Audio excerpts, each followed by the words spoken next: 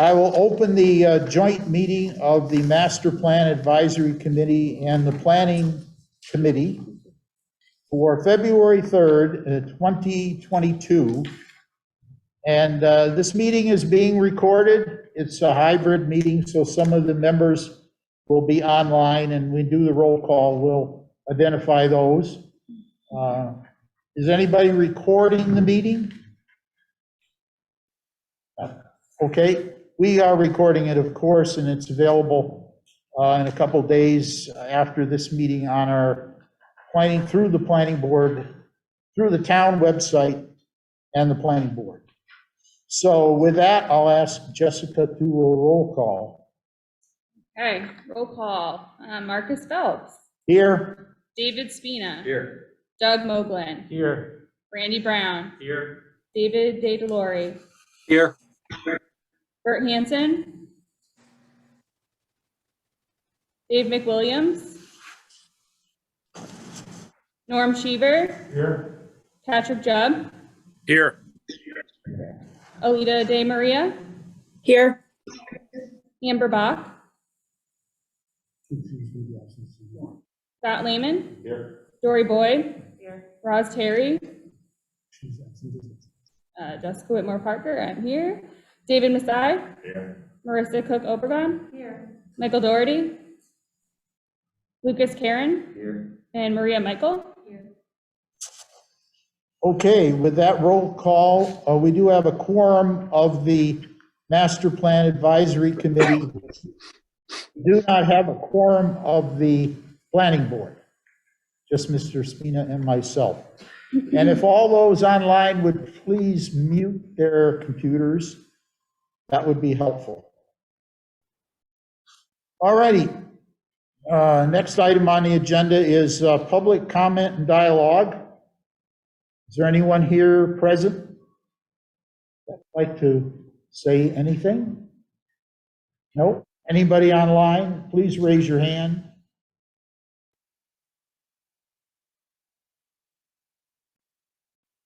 All set, John? No raised hands, Mr. Chair. Okay, great. Thank you. So we'll move into the business at hand. Old business first. We have two items. We discussed one of the items at the last meeting, which was the scope of services with the Pioneer Valley Planning Commission. So everyone should have a copy. John emailed out, and I think we have hard copies here too, John, of the two documents, but we'll look at the scope of services first. And I'll just point out a couple items on the scope of services, which was the tasks that are listed and the dollar amounts associated with the tasks. So task one, we did adjust the dates and put them at March 2022 to June 2023, because we won't have a contract in hand and they won't be starting work, I'm hoping, in March. And then the dollar amounts, we had broken those out. They were 4,205 out of the master plan funds and 745 out of the housing plan funds. Task number two, we just call attention to the dates, April to August of 2022. They would, Pioneer Valley Planning Commission would be pulling together data, and again, in the dollar amounts, it was 10,125 out of master plan funds and 3,375 out of the housing funds. Community survey, that would be from March to June 2022. And the funds were split between master plan and housing. So it was 3,375 and 3,375. One thing we did do based on the conversation we had at the last meeting, we increased the number of community workshops to 2. So now we have 75 hours for the Pioneer Valley Planning Commission to do this, which includes the 2 workshops, which people felt we should have in order to get more public participation. Housing plan, that will be from April through December of 2022. And the funds there are $7,650. We're all coming out of housing. And then the last task, number 5, was the master plan goals and objectives. So for each of the chapters that are in a master plan, there would be at least an initial start on those chapters based on what time and funds are available. So we broke that out. Each item was 1,350. Majority of it came from master plan funds, except for the housing chapter, which would be covered out of the housing plan. And what was done, the item originally that appeared in the bottom of this table was implementation chapter. So that was taken out, and those hours and funds were shifted back to task 3. So that's how we kept the numbers the same total, but we did shift that so we could have more workshops. And the rest of it was travel and printing, didn't change. And the subtotals were, or the totals by category, were 27,955 and 17,045, which totals up to 45,000. So that is the latest version. Pioneer Valley Planning Commission sent that back to us with those adjustments. Are there any questions, comments? Marcus, is there a chance that this project will go beyond June of 2023?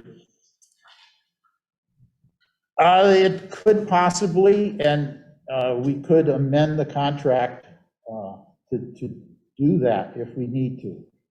I'm hopeful. Could we also solicit additional funds through town budget for fiscal year 2024 at that point? Right, we would have We need to extend our engagement with these folks. We could, like I said, if we needed to extend the contract, we can amend the contract. So we would, see where we are, I guess, as we're getting into a year from now, really, if we're preparing any need for fiscal year 24.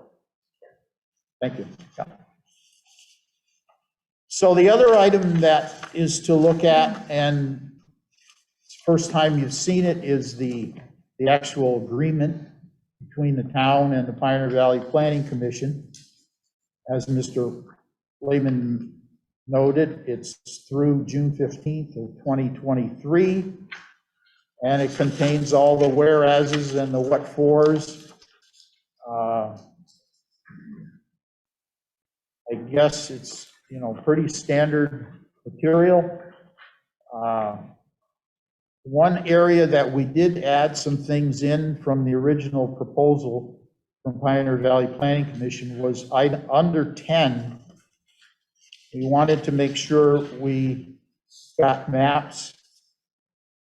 And the second paragraph gets a little more specific into the files that we need to have, so we could use them in our own geographic information system if we have one or had one available to use, or another consultant would come in and follow up to do other work, we would have that material on hand.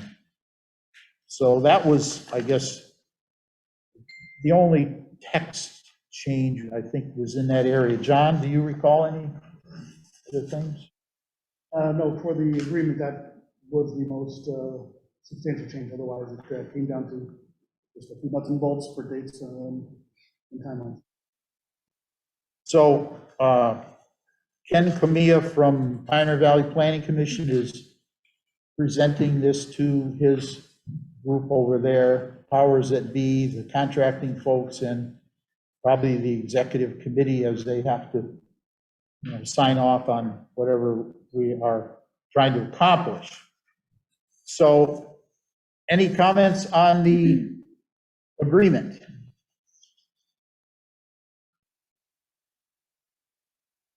We want to have reports in a editable format as opposed to a PDF. The one off the top of my head, but maybe. Where, John, where would This that, would be section, paragraph 10 again. 10? Yep. Second paragraph says, all the map data approved in an agreement along with electronic PDF format, copies of reports and other deliverables. Word, Excel, word source. What other format would be desirable? If I may? Yes, please. Sure, I think, so I think you just used the right word there, with Yep. the source material. So that would be in a word processing file or an Excel file, it's a spreadsheet, perhaps a graphic design program. So we wouldn't want to add something, Well, I guess that the question I'm is, asking, if it's something we would want, and if so, then I would add it in there. It can't hurt to ask for it, right? Yeah. so we need some words there? I can I'll make the edit and reach out to Ken. I think in the interest of keeping this moving, I think we should look for the acknowledgement of the group that if they're amenable to that change, then fantastic, but I don't think we should hold it in the middle of the process. If, yeah. So I'd entertain a motion to accept the agreement and the scope of services to be forwarded to the select board for their approval and signature with the additional item under section 10. Do I hear a motion? Dave Spina, so moved. Second? Okay. So motion made by Dave Spina, seconded by Norm Cheever. I need a roll call vote, please. Jennifer? No, it's you. Yeah. Oh, I'm sorry. That's why I said, who's Jennifer? I don't see Jennifer. Jennifer. Always wants to know. Marcus Phelps, Aye. David Spina, Aye. Doug Noblin, Aye. Randy Brown, Aye. David D. Glory, Aye. Kurt Hansen. Okay, just making sure they didn't come on. Dave McWilliams, Norm Cheever, Aye. Patrick Jubb, Lee Aye. Maria, Aye. Amber Bach, Scott Lehman, Aye. Dory Boyd, Aye. Ross Terry, absent Jessica Whitmer Parker, aye. David Massai, Aye. Marissa Cook Obergon, Aye. Lucas Karen, Aye. Maria Michael. Thank you. All right, so we will make the slight change under item 10 and check with Pioneer Valley Planning Commission, and then we will get it over to the select board.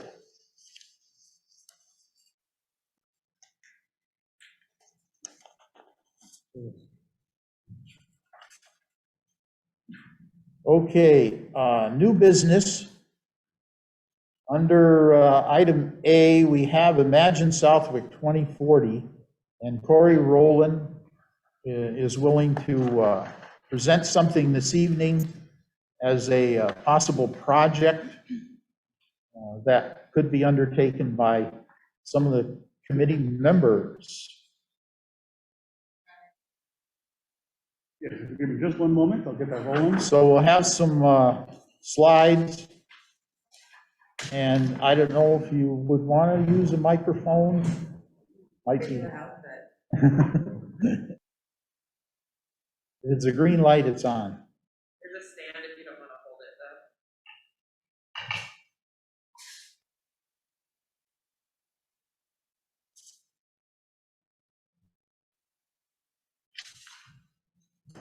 though. Just one more second, please.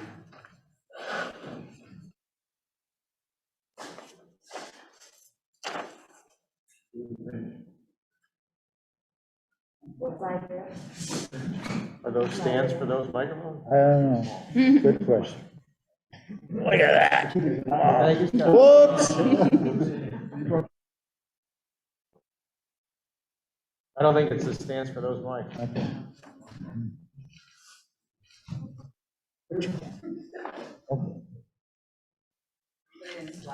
I see a slideshow. Let me see if I can, turn, I guess.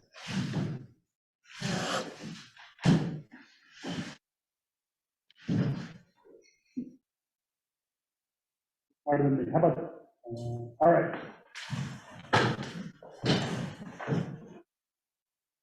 Good evening, everyone. Corey Rowland, 7 Liberty Lane. So I spoke with Marcus and John via email about an idea for the students for an assignment, but that will also benefit as the works on your survey, works on your visioning, and it could even impact marketing. Food for thought. That this is something the students could get working on right away, especially if the survey work is going to start right in March as soon as PVPC. So, John, next slide, please.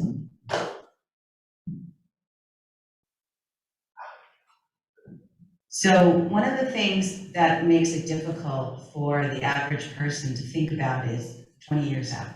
How many people think about that typically, unless you're thinking about a graduation, a wedding, retirement? You're thinking about your day-to-day life or maybe the rest of the year. We're asking people to think about Southwick over the next 20 or so years. And that's hard for people. So we have to sort of change their perspective. I'm sure you've seen this meme floating around. It's pretty mind-blowing when you look at it. Now that's 52 years. We're not doing Magic Southwick in 52 years. But the point is, think about how much has changed. When you were in 1970, for those of us who were around then, 1918, when my grandmother got married, right? So we're talking about a 20-year period. So let's do something more relatable. 1980 to 2000. Think about that. Social media didn't exist. Mark Zuckerberg wasn't even born. And people were just, only if you were really wealthy and you could walk around with something that looked like a toaster did you have a cell phone. And during that time block, there were 9,000 Blockbuster video stores. So people would leave their home. And why is that important? And how does it relate to the planning board or the planning? Because when you had to go to Blockbuster Video, you left your house. You may have gone to a restaurant. You may have gone to the store, got gas, and picked up the video on the way home. Now people, pandemic aside, are bringing entertainment into their homes, so they're not out in the community, they're not spending work back during the 1980 to 2000. Somebody was predicting research, somebody was saying there will be technology that brings entertainment into the home. What does that mean for residents, for experiences that people want to have in a community? So the idea is, how do we help people as they're filling out these surveys, or even as you're creating them, help them think about this 20-year span when they don't have some of this information? Now, it doesn't mean that the Master Planning Commission is going to say, everything we propose is going to be live in 20 years. Obviously, you've got to get there. What are we doing in 5, 10, 15? But it is a way to start thinking about the fact that life is going to be different, very different, over the next 20 years, the same way it was from 1980. Start accelerating. So next, John, please. So what I would like to propose for you all to think about is, We have two very capable students from what I could glean from the last meeting, is they can start finding these trends. Survey with the visioning, even with some of the interesting marketing ideas I heard a couple meetings ago. Next, John, please. So usually when you do scenario work, you use what's called Pestle. So what I did was those chapters that Chairman Phelps showed from PDPC, they're all incorporated in here. It's just easier to, but also use those chapters too. So you have these 6 categories supported by town infrastructure and services. So there's 2 students, they could split 3 and 3, and you could talk about who could do the rest and look at future state work. John? So what they could do is then come back to this committee and say, this is what we found. This is what's going to be important. This is what residents and business owners of this are going to be facing in terms of things in life that will be changing over these 20 years. And is it important to the town so that when you're surveying, people are thinking about life over those 20-year span instead of life by next May? You could precede these survey questions with bullets and then work on your survey questions. So the students would come back and say, this is what we found. And I actually have a very simple tool that will help you discern what's really an impactful trend and what's something that doesn't affect us, so that you don't put things people won't care about that won't affect the town. This way, your master plan won't be obsolete in 3 years, because we're also focused on today. It'll avoid those tactical short-term responses. It won't eliminate them. But then you can look at them and say, all right, based on these trends and how they felt shared another time, this is what the master plan needs to accomplish, the town needs to accomplish over the next 5 years, 10 years, 15, so that you build up into it. Because obviously the town won't be able to afford to do everything we need to do in a short period of time. And it's been my experience, and research shows that people respond better when they have something to react to. Not very many people are good with a blank piece of paper. So when we give them something to respond to, you get broader and more interesting responses. John? This is just an example, and I apologize for what I meant. So say we say it's the social section of the survey, and Pestle, it's really about, residents, students, the average resident, business owners, the elderly. And so you could say to the people, and this is again an example, imagine Southwick as it relates to social. So every part of the survey, you want them thinking about something different, whether it's land use, environmental, economical. Students will define the trends. Again, just bullets, not paragraphs or anything. These are just examples, but I thought this was interesting. Everyone thinks millennials are those 20-year-old college kids partying at the beach. The oldest millennial will turn 42 this year. In 20 years, those people will be 3 years from Medicare. That's perspective on the time. So what does that mean? They'll be during the prime of their career in this time. What kind of experience do we want in the town to keep them here, to have them here paying taxes, raising their children, creating business? That's something to think about. And with those trends in mind, this committee can then craft your survey questions so that you not only meet the trending, but also what the state requires. Before I go on, are there any questions?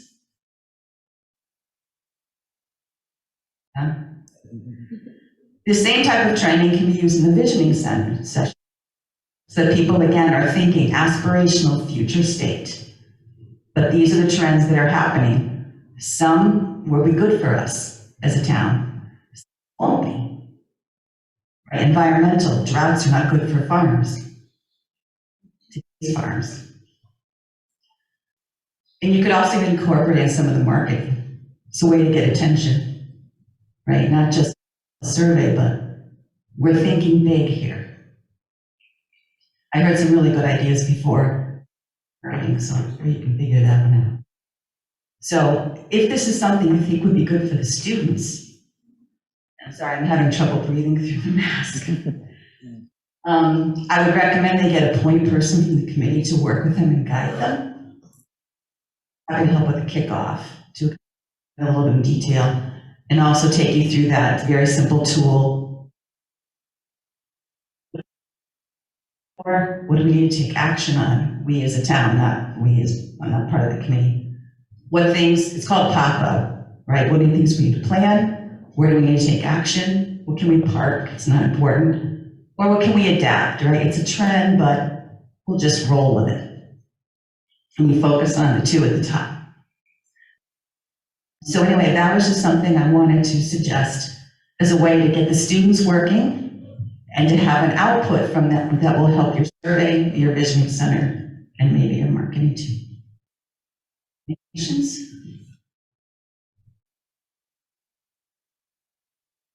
Thank you, Corey.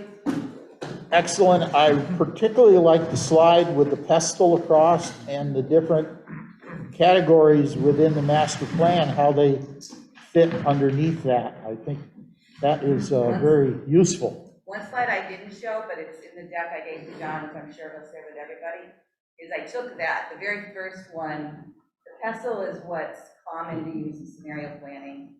I incorporated that first with those chapters that we knew anything. There's another slide that I didn't want to bore you with an eye chart for this, that I then took, I put through a Southwick filter, right? So we have lakes and et cetera. So I added a little more detail to kind of say, here's what should be thought about in those categories. Again, you can use anything you want to make sure you hit the chapters. That's just a very common format. And John has those. So John has some exactly, additional yes, there's slide. another slide. Set. Okay. Takes pestle and Yeah. gives you a little more detail. Marissa had a question, Corey. Over. Thank you, Clary. Can you hear me? Yeah, You can't hear me, right? Yeah. Thank you so much for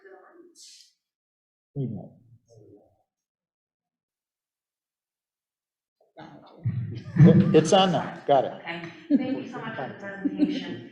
Just a question, could you clarify a little bit about the criteria you said that you use in order to determine whether a trend is a worthwhile one to kind of delve into or not? You had mentioned that some trends just aren't worth exploring because they may not have the longitude or I guess, potential. Exactly. So what are the tools that you use to make that determination? Thank you. It's really something simple, and as I call a Papa matrix. So picture a 2x2, PA. And the axes are how fast is this trend going to happen, and what is the potential impact. I'll send you a slide that has that. It's very simple. And so trends that are going to happen fast and have a high impact, that's the A in Papa, that's action, right? So in the master, like, this is one of the first things we need to do. We need to you always want to get ahead of trends, right? Because otherwise you're reacting to trends. If it's high impact, but it's a little bit, it's not super fast, maybe it's in the 20-year time frame, but not like now, then it's P, then it's plan. All right, we have to do this, we need to plan for it and be prepared for it, but it's not urgent. So those are the two areas you focus on, the plan, high impact, medium speed, then an action, high impact, high trends happening now probably. Then in the lower corner, the other P, it's low impact, low speed. Impact us, and it's going to move really slow. That's dark. Out the door, we don't care. Unless something changes over time, but that's for a different master planning. And the other A is adapt. It might have a high impact, a high frequency, but it's medium impact. So it's going to happen, but it's not going to impact us too much, and we don't really need to do anything different. Just know that it's coming and watch it and see if it changes to become more of a plan. So much easier with a visual. Really, you can just you can do a color coding, or you can take a couple words and you just plot them on that PA, And then you focus on that plan and action. High frequency, high impact, or high happening. And the others you can just set aside, so you don't waste time and money and resources. But I'll send an additional slide to show you that. No, I will be here on Zoom. All right, thank you. So the challenge is to the two students. Are you interested in trying this out and seeing how you could come up with some items that would be useful for the committee? Okay, I was confused by half of what she said, but generally, I think it would be a pretty good idea. okay.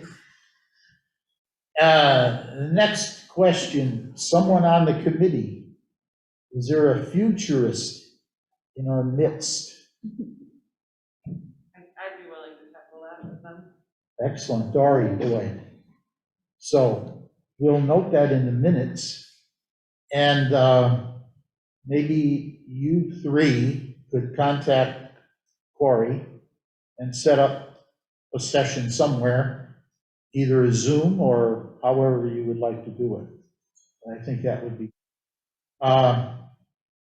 Along those lines, I've come across a couple things. Corey's got me thinking about the future. Yeah.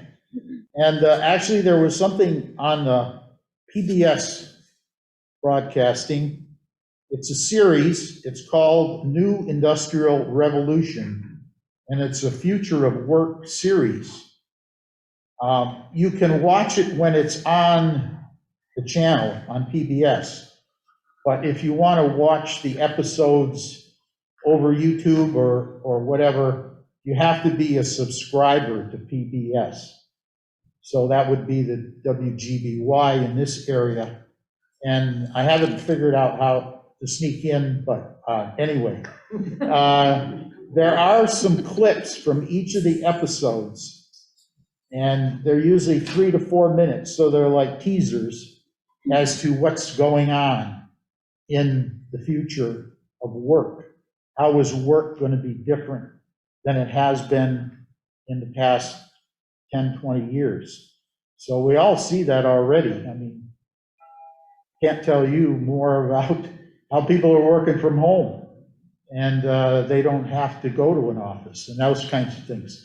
So that's one area. And the other one I came across as an alumnus of the University of Massachusetts. There's a new institute that's been set up.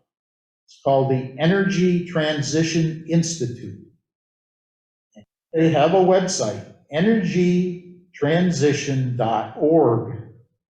So this institute is set up to envision a clean and equitable energy future.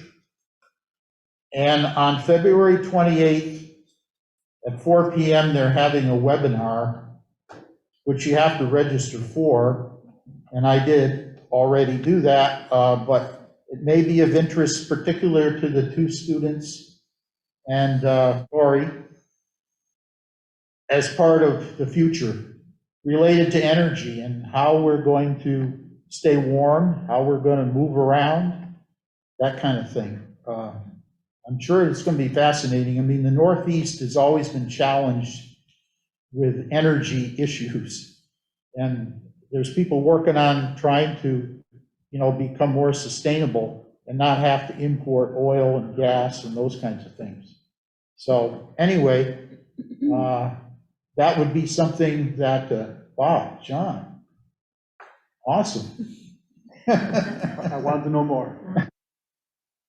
So it sounded interesting and intriguing. I haven't, done a lot of long-range kind of futuring, and I think, Corey's help here is very impressive, and will get us thinking a lot more about that.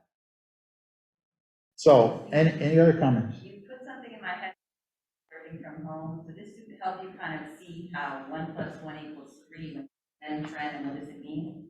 More people working from home. Remember we said now, no more Blockbuster, everyone's getting entertainment at home? That means loneliness is going up, so we need more things in the community to get people out of the house and engaged. It means the type of house that's going to be expected with, smart homes and all that might change. So that's how you connect trends to master planning. And better internet.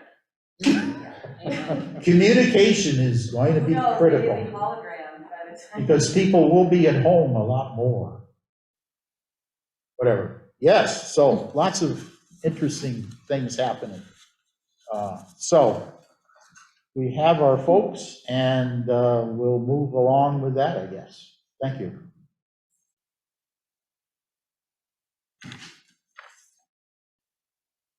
The next item under new business was the Blanford Community Survey questions. And John was able to work with Ken Camilla and get those Blanford questions available, plus Southampton had a survey they did, not so much for a master plan development, but for some implementation follow-up to a master plan that they had written. So we've got some good things in hand to start looking ahead to the community survey being developed.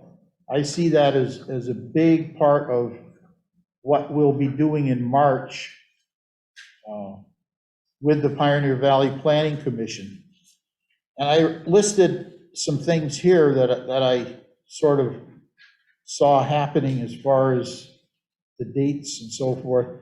Southwick, we have the 1996 master plan survey that was done. There were 29 questions on that one, and I believe everybody was given a copy of that a while back.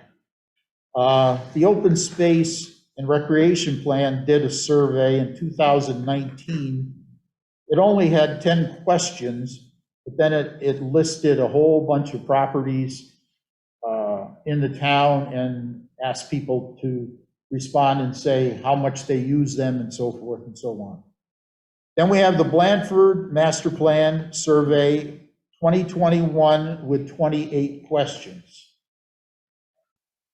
And the Southampton survey, which was related to a master plan, that was done in 2020, and it had 20 questions. So I guess would put it out to the committee here. It hits me as a daunting task to try to boil down all these for our use in this master plan survey, community survey that we'll be putting together.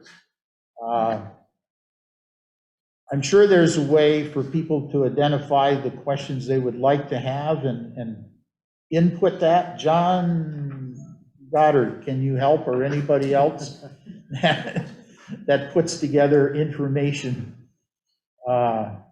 Is there a process, do you think, or a software that would help us something done? I can give it a shot, and I'm open to suggestions from anyone. But I was, when the suggestion came out there, that gives us right there, I don't know, somewhere in the vicinity of 50 questions just from those comparable and recent master plans. If each member had a given number of votes, if you were to assign to a group a number of those questions, that would begin to sort them out in terms of priority or preference. So I could set up, as someone suggested, we could set up an online poll, kind of to remind me of that option. Correspondence yesterday. Set that up, and members could select our choices. It's a little nebulous right now. Obviously, I suppose the number of votes, if you will, assigned to each member probably should be a ratio of the total number of questions, survey questions that are choose from. Okay, excellent. I mean, some of the questions, of course, are sort of basic, like your demographic information. Are you a resident, non-resident? Do you own a house, or do you rent, and that kind of thing? So some of those, I guess, are going to be kind of givens. But I don't know, how many choices would people want? Is 5 enough or not enough? The top 5 out of, or the top 10 out of, you know, the about 50, really.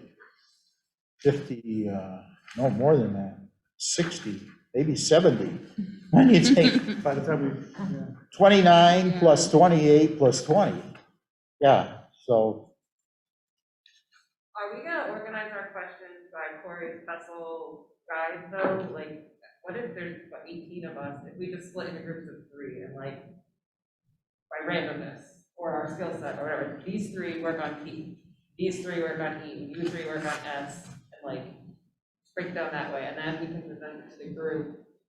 And if there's something egregious, we can like talk about it, but, you know, let's let people form some sections of questions first before we start just like randomly throwing everything on the wall.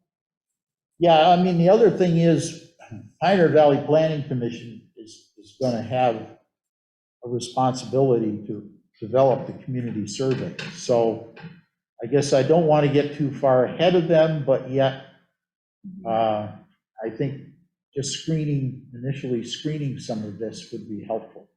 And I'm hoping it'll be helpful to Ken and Mia, because I'd like to have him prepare a draft. And I'm looking ahead possibly to the March 17th meeting, which is our regular meeting, that he would be able to provide us with a draft. So I think that's why in the interim, it would be good to do, you know, like some kind of an online survey and then get that to him so he has something to work with. That's one option. The other option is to meet on February 17th and do what you're saying, Dory. Be here and break out into some groups and, you know,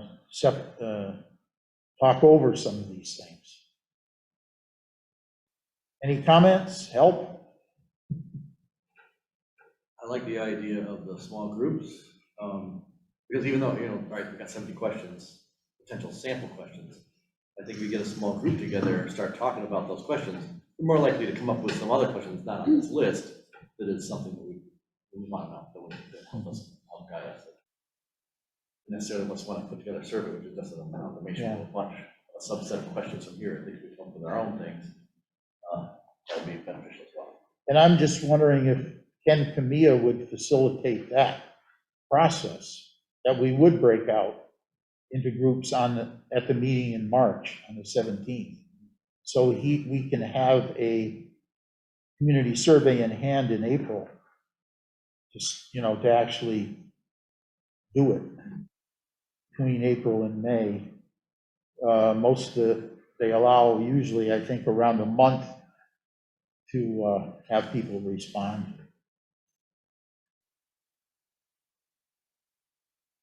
I have a question. Yes.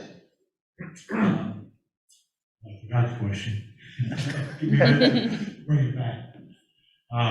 Future state, may dictate line question. We want to set this up so that we do the future state first.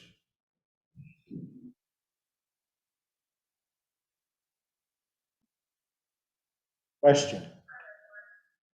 I think it would be excellent to have something available to inform us. So we'll have to see how a timeline might work out, to have that information also available for the March 17th meeting. And maybe that's the important thing, as Norm is saying, to work on that with this smaller group and report back to us with that. But I don't know if that could be done by February 17th. I think that's pretty short. I don't know. Maybe we have 2 meetings in March, possibly. Do an early meeting in March and then have the regular one on the 17th where Ken would provide a draft of the survey. Did we land on a singular survey or, because I think a lot of these tasks are going to be interdependent upon one another, you know, for data, information, feedback. Did we land on just one survey? I think we landed on one survey, but in different formats. Could be a hard copy fill out and primarily an online contact, but then again, we have to look at, and I guess we deferred to Ken Camilla as to how do we distribute it? Every household should get a survey, or every citizen should get a survey. Give her the Girl Scouts, some Girl Scout cookies, everybody. They could give them out when they sell the cookies. They could give out a survey. Yeah. So, but should we ask if anybody else has done multiple surveys? So I think get some data in and then refine, you know, I think this is a huge task. What does it look like? I think it's right, the way we said, the way Corey kind of laid it out for us. But I think we're gonna get a lot of information and thoughts that we may want to go back out to the residents after, you know, after we get some of that data and some of the trends and trying to get ahead of the trends. That you think these are something. I read in the 96, 97 plan that the rail trail wasn't very popular. And then I read another document this year that there was one weekend, there was 12 or 1,300 people on it on a Saturday. So it's, you know, I think it's going to be important to really get some of those, if we could, ideas, and I think that's a monumental task, but get some of that idea, or some of those ideas and thoughts and potential trends in front of people in the survey. The other thing that happens, of course, after the survey, we have the workshops, the visioning workshops, and we've now included in our budget 2 of those. So we could have an initial one, and then if that generates some of the kinds of things you're talking about, then there could be maybe a more focused one as the second one, based on what's coming at us, or what do we really want to try to deal with sooner than later. So, and I mean, Ken Camilla's run this through different communities, so he kind of knows steps, and I think we need to rely on, you know, some of his professional judgment and experience as to how Blanford did it, how East Longmeadow did it, how Southampton did it, you know. So anyway, I don't want to run ahead too far, I guess, is what I'm saying, but yet if we can be ready and have information for him, then it's going to help move it faster, I guess. Or we'll get the kind of community survey that we want for Southwood. Marissa? Yeah, to Scott's point, I think there is potential, a lot of usefulness in multiple surveys, or at least maybe more than one. I think that there is a layer of data here that may come from an initial survey. Just if we are concerned about so many questions, I almost wonder if something like this would be too overwhelming. If there's a way to break that down, and I'd be interested in asking Ken, his experience, how he has found, you know, in terms of timing questions, in terms of him presenting certain things, has he found that combining certain questions and kind of doing it in parts is more useful? And I'm thinking, we have these questions that you can select set answers for, but potentially once people do get more engaged and are aware that there's a master plan going on, they may be more receptive in the future to answering another survey in 6 months with an update of where things are, but maybe that survey could be of a more open-ended nature. I don't know if he has information or data on how successful surveys with multiple choice versus surveys that are more open-ended in questions that people can write in answers, kind of responses those yield, and it's better to be pragmatic in terms of the timing of when you know, offer certain questions versus, open-ended questions.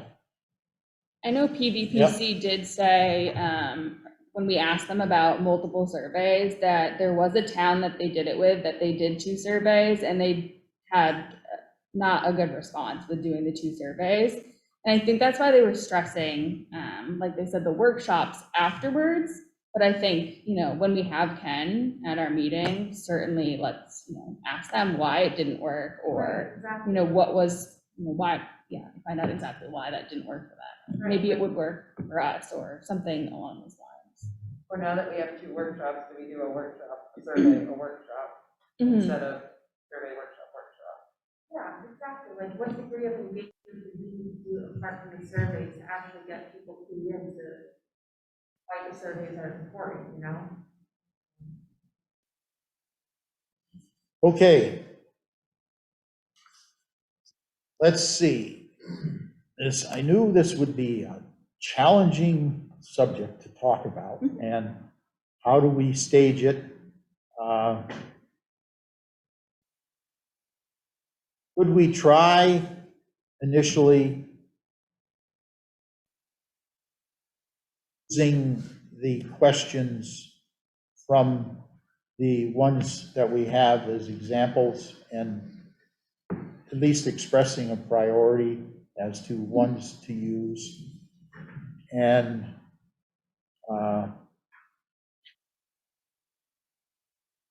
I guess, John, maybe you can talk to Ken Camilla as he comes on board and see what, he's looking for from us, what is going to be helpful, because he needs to be aware that we're doing this, imagining Southwick 2040. So we're going to have that information. And if the committee members identify questions that they would like to see, and I don't know, I'm saying your top 10, you've got over 60, almost 70 to look at, but like some of them are basic, you live in town, whatever. So we kind of keep moving along with that.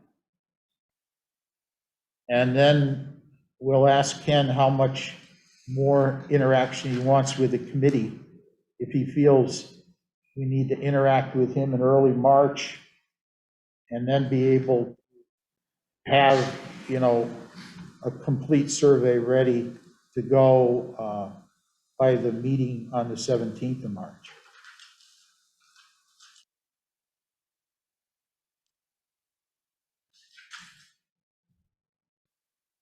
Pretty good now? Any more comments? Mr. Spina? Yeah, in that plan, would there still be, an opportunity to create additional questions beyond, I don't know, either through a subset of, smaller subcommittees, or,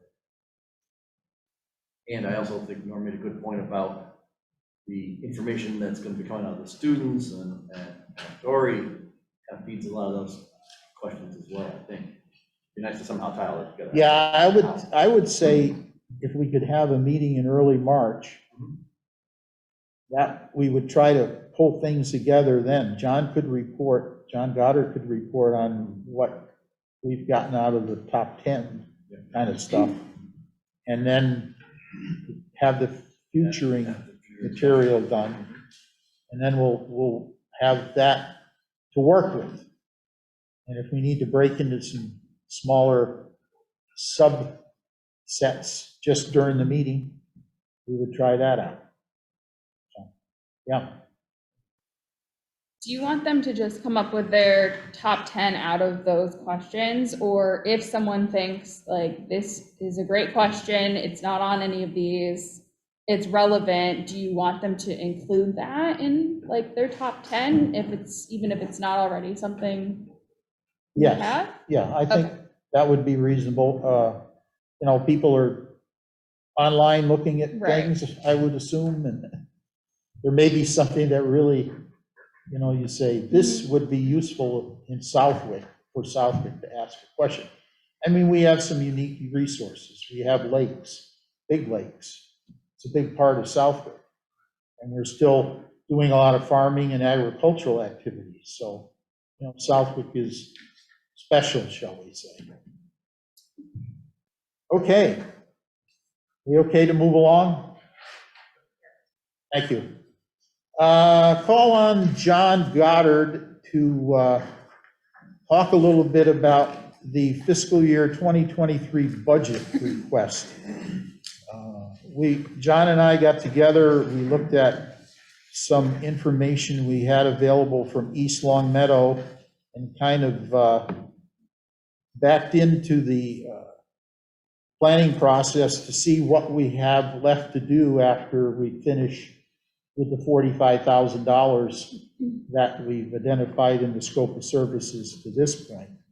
So John, is it hard copy? I guess people No, delightful. have that? I Yes? can pop that up in the screen in a second. Oh, here.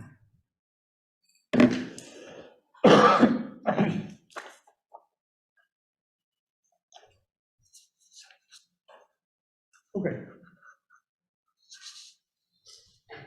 So, Mr.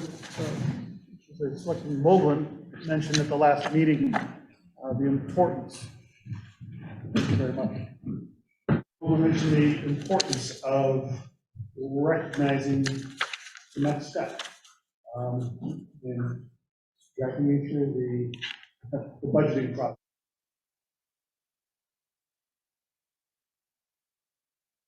So that essentially spurred along a quick bit of discussion, because that's what setting up and submitting our budget request for the next. Shout out to Mr. Comia for some of his insight to try to get a third perspective on what Marcus and I were looking at projecting from our reference documents. So having said that much, we do have our budget request in at this point in time. I think that I know that it's a large enough figure that it will require dialogue with the finance committee.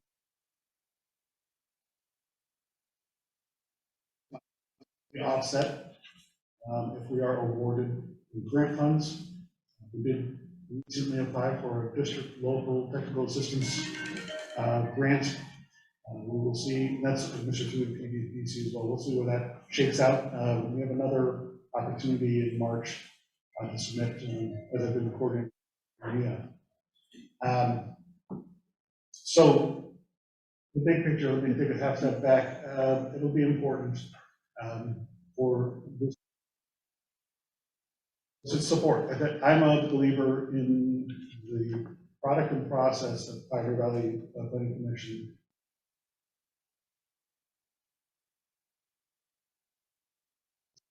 First time in a long time.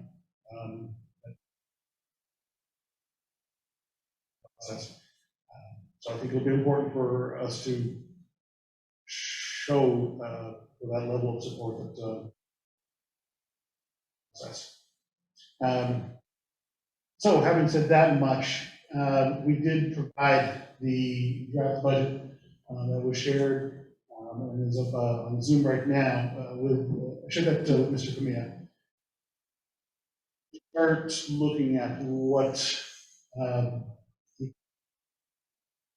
fiscal 23 phase 2 budget might look like to close out. In general, and Marcus, you may recall his words a little bit more firmly than I at the moment. In general, he said the overall cost isn't far from what he's looking at. I think he was looking to add additional funding to the completion of the master plan chapters. Right there. And as Marcus alluded to earlier, the implementation component that we should have funded out of for this phase one to make sure we're hitting our marks, that gets built into a lot of these closeout items. PVPC will be undertaken. Mr. Phelps, anything you wanted to add to those few comments?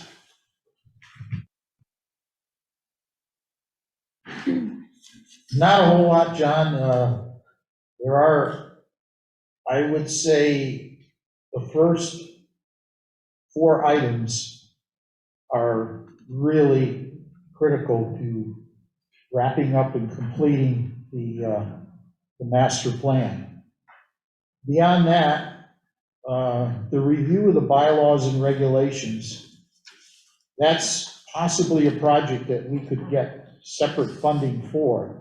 But we do want to show it in our budget. That's the $10,000, which would be based on, to look at all our existing bylaws and regulations and see what could be or should be changed or what should be added to actually implement some of the things that are identified in the master plan.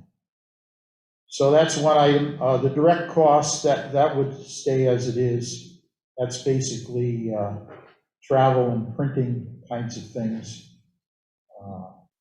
Then 10% contingency, that was, we put it in there, it's not necessary. So we could be looking at something in the range of $36,150 as a master plan budget need. But we do want to ask for it all, so to speak, and see where we end up. The housing production plan column, that is available, of course. The balance we have there, we're not using it all up in 2022. So there is a small deficit, as it's noted in the bottom, $570 over what we were awarded or given under the CPA, Community Preservation Act. So we have money available in the gift account to handle that. So all in all, I think this will get us to a good point. It ends up, a total cost of a little over, let's see, 45,000 plus, say, 60,000. 105,000 or so for a master plan. I think that's a decent total budget when we're needing to get their master plan done. So. Any comments or questions?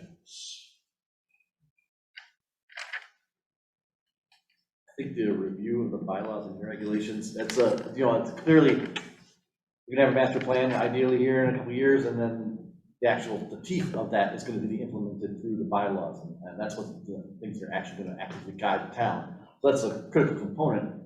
But at the same time, we have a whole bunch of boards that own various bylaws, and I'm wondering if we should delegate to those boards that they're the ones who actually do the reviews and the bylaw amendments or whatever they are, because ultimately they're gonna be doing it anyway. And you make a good point there. It might be a 2024 budget request too. And coordinating with all the departments. Some departments have regulations which also, affect how we are able to do things.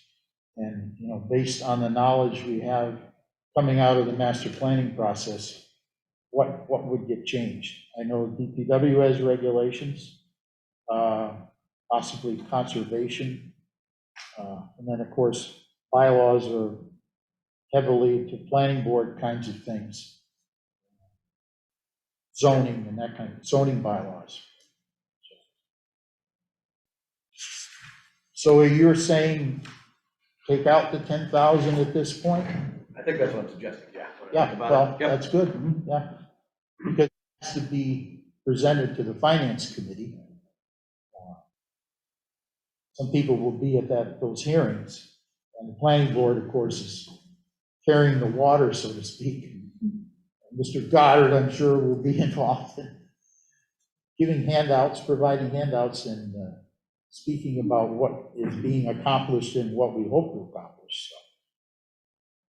Okay. I think David's right. I mean, if you look at going back to the last unadopted master plan, but what came out of that, flex residential came into the zoning bylaw from the master plan study, so the high density in exchange for open space. The rail trail was in the, I believe it was in the 1960s master plan. There was talk about it, and it actually came to fruition, and it was a roundabout way. It was a couple of students from Southwick High that really adopted and championed it and kind of brought it through to Southwick, as legend has it these days now. I don't know exactly all the mechanics of it, but so you're going to see from the master plan how it's going to have a role from the governmental side as to what needs to change in order to implement the master plan. And so I agree. I don't think having a review of the bylaws in a budget for this year is necessary at this point, because you don't even know where that is what's going to be in the master plan to see what you need to review and take out and where that's going to lead you. You know, planning boards has plenty of discussions all the time around, some potential bylaw changes to zoning for various reasons. You guys just had a young gentleman in last night talking about, bicycle mobility and bicycle parking and how that might be impactful. That might be, and he was encouraged to come here as well. That might have impact to the master plan, as part of the transportation needs and wants and what the impacts of that are. So I agree with David. I think that should be in later. And, I think you guys, this committee and you guys have done a phenomenal job of being very economical with the budget within the expectation of what Finance Committee was kind of expecting to see so far. And so I think continue on that path. Okay. I have a question on one of the line items. Dari has a question on line item. Oh, we got a microphone, yes. So line item 3, the community stakeholder workshops is another $10,000, but we're already paying for that in 2022 for this first $45,000. So are we doing another set of workshops later that actually costs $4,000 more? Yeah, this workshop is focused on implementation. So it is coming out of having the draft master plan. How is it being implemented? So I don't know, I don't remember exactly how that was worded. We may want to include implementation in there, because that's what it's getting at. It's not duplicating the master plan development workshops. It's focused on implementation. It feels like a really big line item. When we already added an extra one to the first round, and we're still only at $6,700.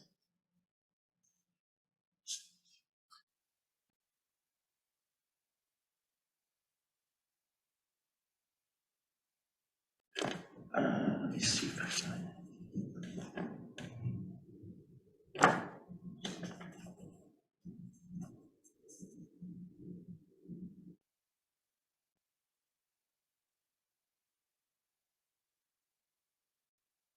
I was trying to look at Swan Meadow.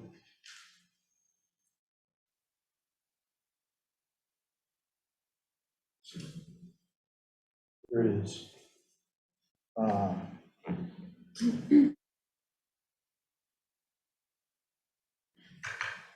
So Pioneer Valley Planning Commission worked with the Master Planning Advisory Committee, department officials, volunteers to design an interactive community implementation workshop. So it's community and stakeholder implementation workshop meeting. which is focused on implementation and getting, into specifics as to projects. Project can a particular group or department in the town take on to implement some things that are in the master plan. And some of it may cost money, some of it may not cost money. As Mr. Moglen alluded to, coming out of the master plan work in 1997, we developed the flexible residential development bylaw. So it took work. Planning board had to craft the bylaw, it had to, have a public hearing, and it had to go to town meeting and get approved. So those are some of the specifics you would see coming out of that type of workshop.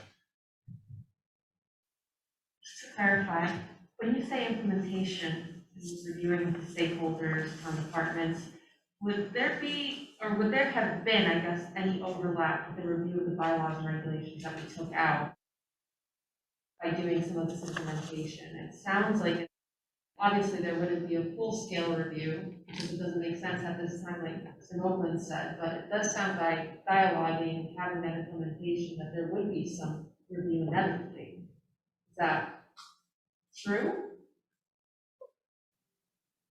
I think these would be new additional types of things. New, rather than reviewing what's there, it would be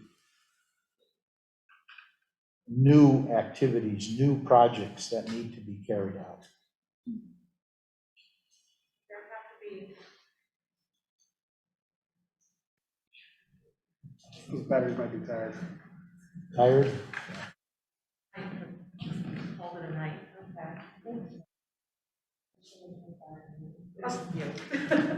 But I guess my question is, in order to understand how the new would fit into what's existing, there would have to be some context giving us to what is existing so that you know what's new and how it can actually be an improvement or an addition, an addendum. I mean, I guess some things might be entirely new, but I can't help but think that some things may just be iterations on existing bylaws already. So you're leaning towards not removing No, that amount for the review? No, I Oh. think that by removing it, if there is indeed some level of review that's happening in order to understand what's new and what's not, then the implementation of it in some way already covered part of that. And I think that the 10,000 is not too steep.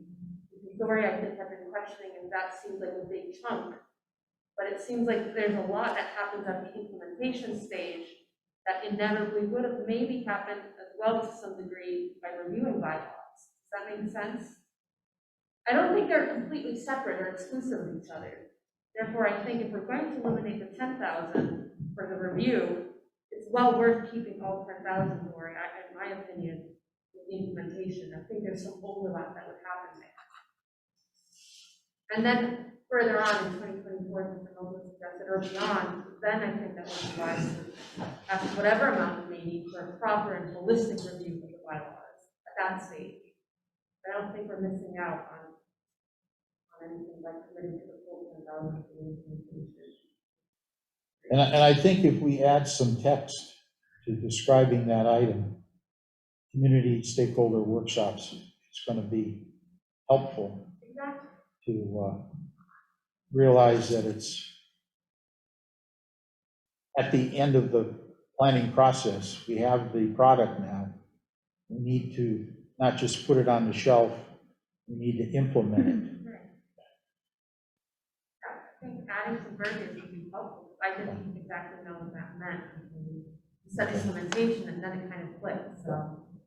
So John, can we make a note there to Sure, we can more descriptive. add something? Happy to do so. So we're not just duplicating what we had in the current budget or current scope of services. Okay. Any other questions, comments? I've made a couple notes, and we will, make some adjustments, amendments, delete some of the items there. So I think we'll have a budget that we can be proud of, right? Anyway. So now we'll do on some routine business here. We do have the minutes which have been provided for the January 20th, 22 meeting. People had a chance to look at those.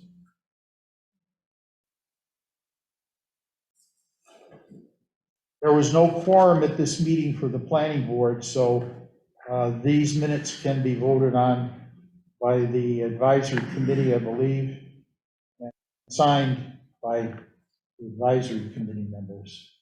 So I'd entertain a motion to approve the minutes of January 20th, 2022. Thank you. Second? Randy Brown, second. All righty, let the record show Norm Cheever made the motion, Randy Brown seconded to approve the minutes of January 20th, 2022. Have a roll call vote, please. I'll read it. Marcus Phelps, aye. David Spina. Aye. Doug Mogul. Aye. Randy Brown. Aye. David Del Dolorio. Aye. Thank you. Bert Hanson. Dave McWilliams. Norm Cheever. Aye. Patrick Jubb. Is he muted? I think he left. I'm sorry. Oh, okay. Alita Di Maria. Aye. Amber Bach is not with us. Scott Lehman. Aye. Dory Boyd. Aye. Ross Terry. Jessica Parker. Aye. Dave Masai. Aye. Marissa Cook Oberdine. Aye. Michael Doherty's not with us. Lucas Karen and Maria Michael. Minutes are approved by majority vote. And do we have a hard copy of those minutes with? Pass them around. Yeah, we I've could. got 4 sets here. Do we ever have a signing of November 4th? Yeah, we may not have signed any of the minutes. Yeah, They've all I been get 'em all. passed. I'm gonna just- Okay, so people get your pen. Oh, great, my signature is gonna be amazing. Oh, we have a lovely lady here with a broken wrist, so Oh. we're working under difficult circumstances. Okay, Oh, good. so I think we've caught up on all the minutes at this point. And we're doing the signatures there. Item 5C, any committee member comments? Marissa. I'm forgetting if I'm ever, we tried. Just wanted to provide a quick update. Just wanted to provide a quick update. I did manage to meet with Deb Harath.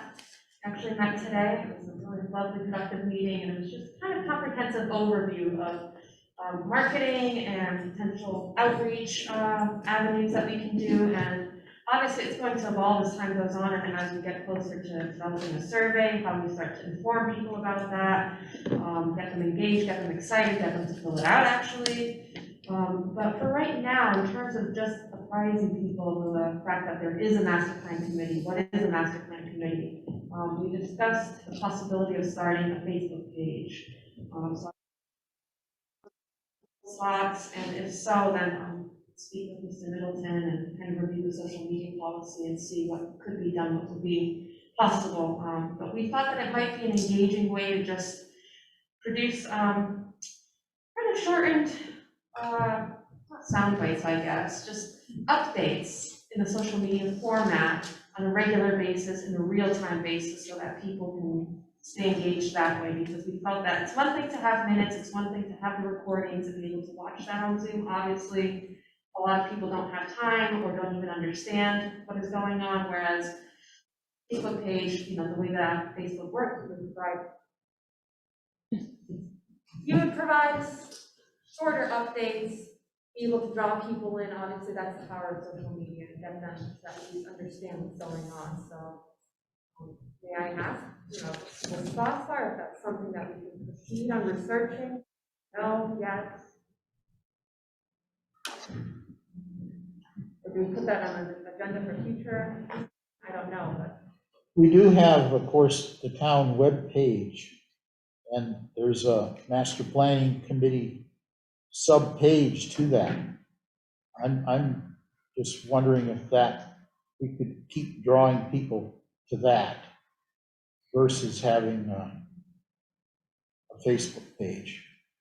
Well, I think, how would we get the word out then, is my question.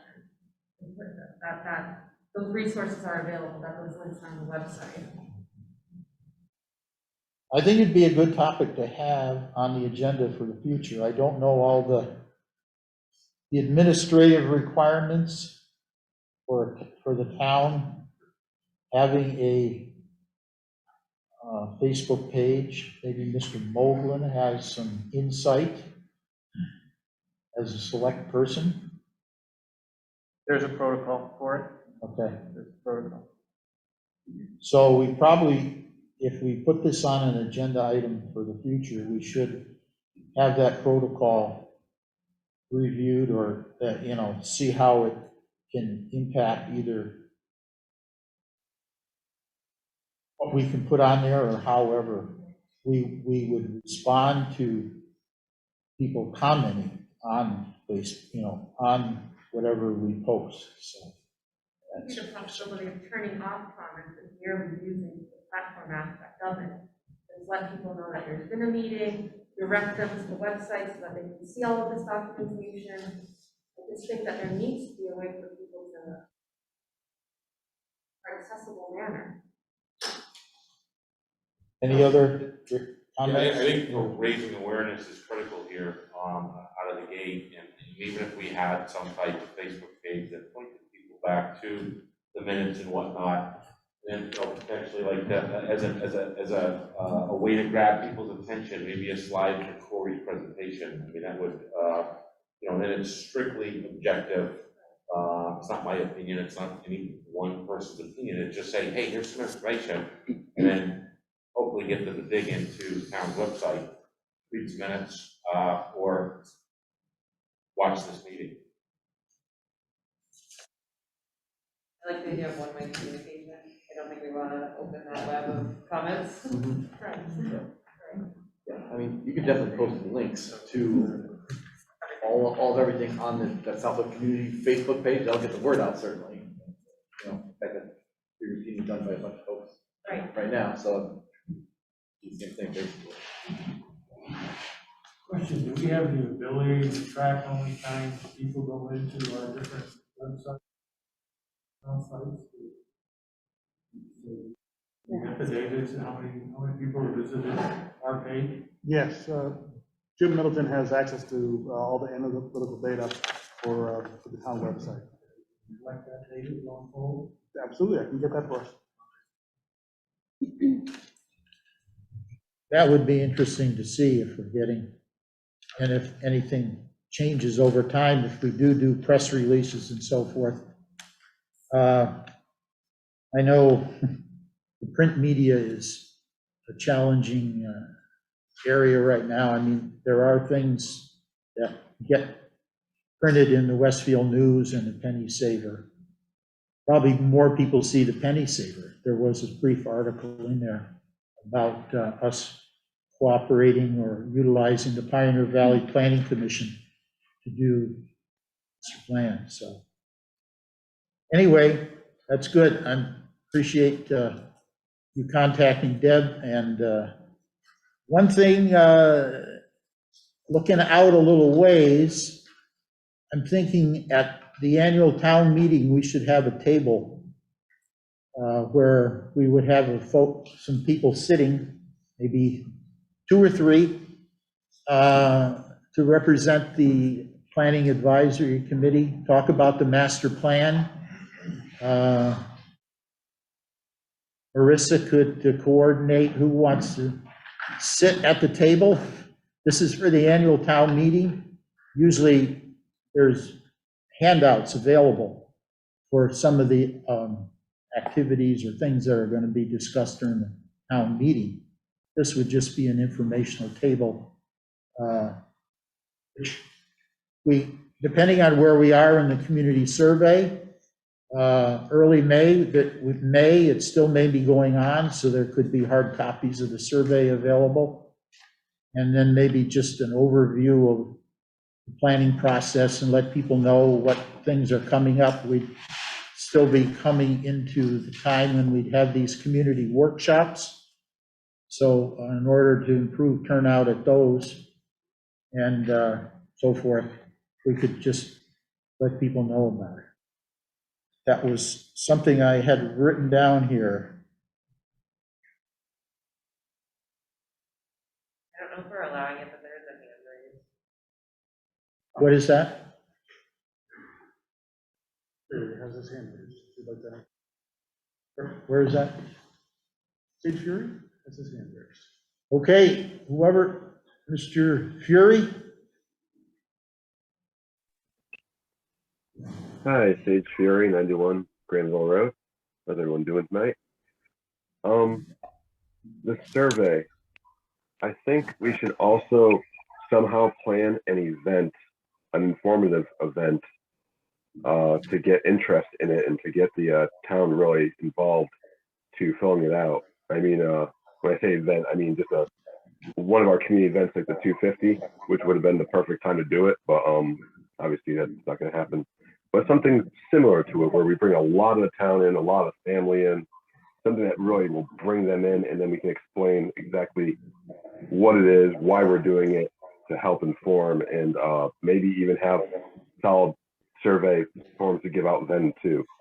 But that's what people in this town usually do, is they get together at these big events, even if it's family related, and usually if it's just like politics, people usually avoid politics. And this is why I would say have some kind of a family interaction event and also do this, because you might actually have a better turnout doing it in a way that makes it seem less political.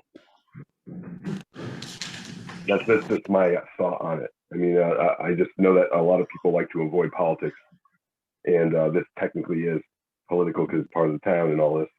As much as we have the Carvana thing that kind of threw a monkey in the wrench, everyone's now aware that we're trying to do better, and this is kind of a way of soft handsing it, so we make sure that everyone tries to take a part in the survey. Yeah, I appreciate the comment, and it might be good for a kickoff type of thing for the survey. So Marissa is making some notes on how we can communicate through that sort of approach. Okay, I guess, If I can make one just general comment to the group. right, Quick reminder, last meeting we talked about sharing some knowledge, skills, and abilities, that's the right abbreviation, to assist in when we do break out into those work sessions. So members who haven't sent it along, who don't mind following up, I'm going to try to facilitate that. I'll try to put an online poll together. Maybe it's just as easy to check off some categories. This information. yeah, I think Randy Brown had sent in an email with just, I don't know, 4 or 5 light items that you had listed. Yeah, I Areas. use that, so that Pestle presentation is on the website, and I use that as my guidance. I'm interested in these categories, so I would use that as what you want to. Oh, We've gotten a few of them. oh, Maybe okay. 3 or 4. 3 or 4. Okay. And I did one early on, so, Some of you yeah, know. yeah. So basically, it's email a short list to John. 4 or 5 areas, 6 areas, whatever, that you feel like you have some knowledge, some skills, abilities to help out. somebody wants to do the survey, that would be excellent. Me to provide a draft. Let's see. You need to add loud talker to mine, go for it. A loud talker? Okay, got it. I guess the last thing before we close up here is when should we meet again? Our regular meeting would be on February 17th.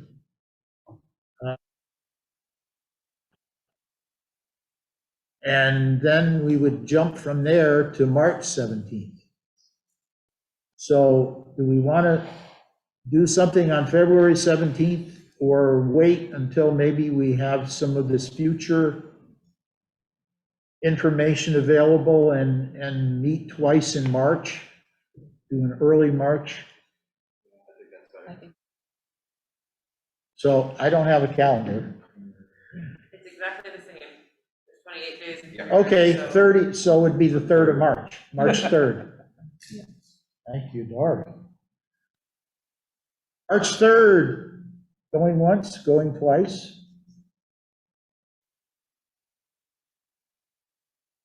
Work up an agenda. The key thing will be getting some future material available. We'll have time for a presentation there. And then we'll work a little bit on those survey questions, and hopefully Ken Camilla could be with us at that meeting on the 3rd of March and facilitate grinding away at some of the questions or adding new ones. Mr. Spina, you're going to come up with a good one, I'm sure. So, yeah. Yep. Okay, I think we're pretty well done. I appreciate everybody coming out on such a lousy night. And Make a motion to adjourn, Mr. Chairman. thank you. Do I hear a second? Second. Motion made by Mr. Mulligan, seconded by Mr. Masai. All those in favor? Aye. Thank you.